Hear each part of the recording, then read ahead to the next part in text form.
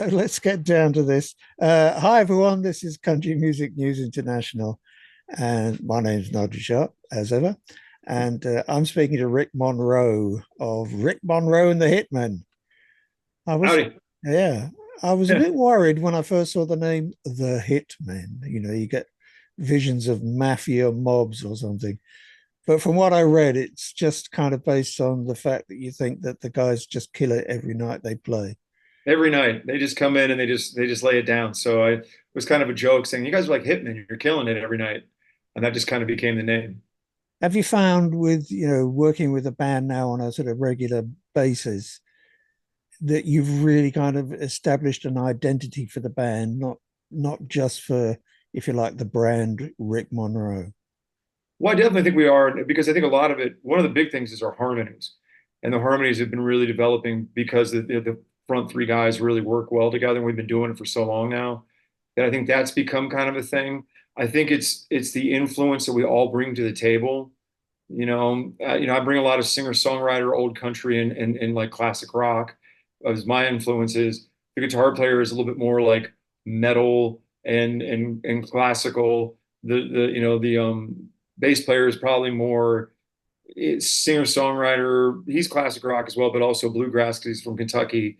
And then you got the drummer from Seattle who's grunge and jazz. So you put all that kind of together and you kind of slap some Southern sauce on it, and you have Rick Monroe and the Hitmen. Yeah, I've been listening to quite a bit of the album, and I guess one of the things I really liked about it was there's a sort of uniformity that runs through the album. It's a powerful sound. You just mentioned classic rock, and there are really quite a lot of elements of that in your sound, I think. Yeah. And for me, it's really enjoyable because that's the stuff that I grew up on. Well, I think there are a lot more people that are kind of gravitating towards that because there's been a loss of that musicality that was created in that. Guitar riffs are kind of important, and it's funny because we come from it. It's weird because I've always said I want to have like a country structure with a rock and roll backbone. And so that's kind of what we've developed. I feel like we've taken because I've spent a lot of time in the country music songwriting salt mines doing 3 a days, and I think I learned the craft that way. But now I've applied it to something with a little bit more of a thump to it. So I feel like we've come to a nice, honest meeting of country and rock. And we have the record Six Gun Soul that's out now, or it's coming out April 12th, but you can pre-order it now.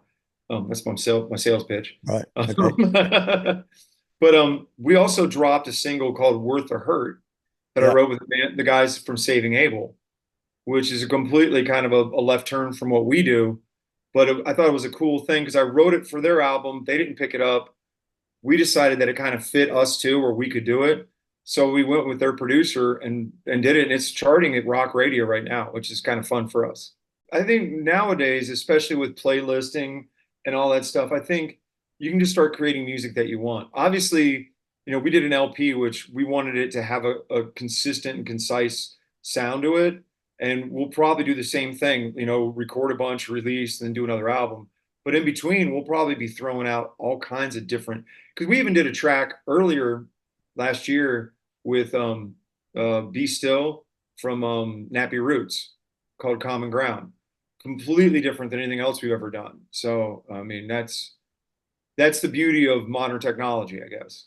Talking about slightly different songs, one of the ones I really enjoyed listening to was God's Ear. Yeah, Is that's actually my niece that was dancing in the I lyric was going video. to that's some impressively good dancing. Yeah, she's Um, amazing. I see you're pretty busy with gigs. You're playing tomorrow and Saturday and Sunday, and you seem to be moving around quite a bit. So, is this part of the kind of bringing out the album, touring Well, it? we're constantly kind of always on tour as much as we can be. We don't have a definitive like this is a Six Gun Soul tour yet. So Okay. we're just basically playing every weekend that we can. We just got back from Daytona Bike Week, and we did 3 days there, and we're going up to the Midwest. I think we actually have 2 weeks off, and then I'm heading to New York to do some publicity and press because then we're getting closer to the release. So Right. hopefully we'll start doing a lot more like publicity stuff and getting people to know about it. We've actually done really well pre-sale. which I'm excited about. And the coolest thing, I don't know if you noticed, grab it real quick. The coolest thing about this record is every single one of them is a different color. I read about that. Yeah, look, Yeah, that so is really cool, isn't it? that's one of them. And I mean, if I grab another one, it'd be a completely different color. And so that's been kind of neat. So people were getting them or just starting to get Right. them, are posting that. So we're very excited. So when that comes out, I think it's really cool because our focus track or the single for that record will be "Which Way Is Home," which I kind of think is the great culmination of the entire album. Because we've been releasing singles for about a year and a half Yeah. off the record. Then we did the vinyl, and then we're going to start the cycle over again. This vinyl thing, is that like a limited run or This one with all the random colors, we only printed 1,000 of them. And then if we do a reprint or when we do a reprint, thinking positive, when we do a reprint, we'll probably stick with one color and that's it. So if you don't get one of these, right? this will be it. Plus, everybody who orders one, we autograph them. So you get like a personalized autograph album that's completely unique. And so it's a cool thing for that. And I think the record, I'm really pleased at how it turned out. You know, how I think the timing and the pacing of it was cool. I think the way it lays out was nice. I learned a lot about albums too. As an artist, I mean, I can't hope for anything more than someone getting an album, listening to it, and loving that material because that means they're taking the time, aside from just pushing a button on their phone, to get involved with what we're doing. And that's why we're making music to get involved with people. Yeah, exactly. It's a whole communication business, isn't it? Yeah. Yeah, I was reading, I think it was just yesterday actually, there was an article in the newspaper about the kind of rebirth of record stores. Yes. And it's not just, old vinyl that, people are looking for. It's new vinyl as well. Yeah. Well, and a And lot of there's these places are smart because they're crazy. doing like vinyl in breweries or vinyl in like a Yeah. sandwich shop or something. So it's not just, so you can go in, have a beer, have listening stations, they'll be playing records while you're there. So I think it's kind of that, again, it's kind of getting back to, like getting back to the earth of music. Yeah, they had a couple of pictures. There were people queuing to get into these little stores Yeah. to be able just to sort of look through these new vinyl records. What about your audiences? Who comes to see Rick Monroe and the Hitmen? Man, we have such a diverse group of people. It's awesome. We have everything from the businessman, a housewife, military, to bikers, just kind of a little bit of everything. Because we have a pretty diverse sound musically, and I've been at it for a while, so I've got a pretty different, from my older stuff to my newer stuff. So we have a pretty eclectic crowd of people, and it's great. But mostly people want to have a good time because anybody who comes to our show will definitely have a good time. We're fun. We're goofballs. I always say like we're a bunch of happy puppies. There you We're go. just happy to be there. Which sounds like a good sort of point to bring this to a close. So if anybody wants to have a lot of fun, go and see this band live. Rick Monroe and the Hitmen, who are hopefully going to come over to Europe again Yes. sometime Yes. in the not too Anybody distant future. if anyone's watching this that is an agent or does any booking, There you hit go. us up. We will come. We would love to. I've done it. We've toured all over Germany. I've been to Hamburg.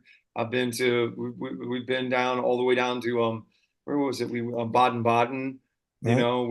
We've done the entire country. So I don't really Well, my German isn't good, but we have a good time singing. there you go.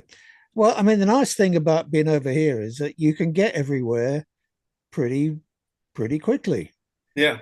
I mean, in a day, you're from one end of Germany to the other, over into Switzerland.